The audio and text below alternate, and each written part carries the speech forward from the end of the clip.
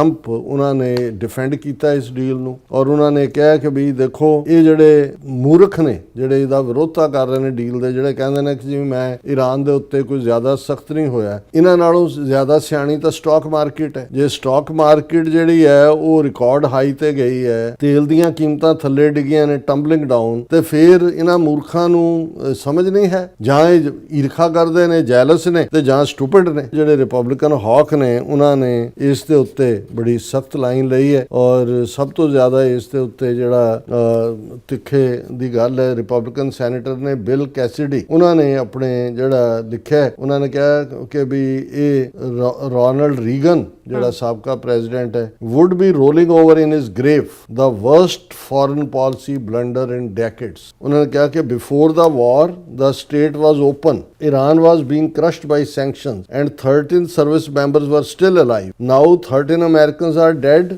families have paid billions at the pump, sanctions will be lifted and the bombing has stopped। ਪਰ president Trump ਨੇ ਸਿੱਧੇ ਕਿਹਾ ਕਿ ਭਾਈ ਅਸੀਂ ਜਿਹੜਾ ਈਰਾਨ ਨੂੰ ਨਿਊਕਲੀਅਰ ਨਹੀਂ ਬਣਾਉਣ ਦੇਣਾ, ਉਹਦੇ ਤੋਂ ਕਮਿਟਮੈਂਟ ਲਈ ਹੈ ਔਰ ਅਸੀਂ ਇਹਦੇ ਨਾਲ ਮਿਡਲ ਈਸਟ ਨੂੰ ਸੇਵ ਕੀਤਾ। ਇਹ 60 ਦਿਨ ਕ੍ਰੂਸ਼ਲ ਹੋਣੇ ਨੇ। ਇਧਰਲੇ ਇਹਨਾਂ ਹੌਕਸ ਨੇ ਵੀ ਕੋਸ਼ਿਸ਼ ਕਰਨੀ ਹੈ ਡੀਰੇਲ ਕਰਨ ਦੀ।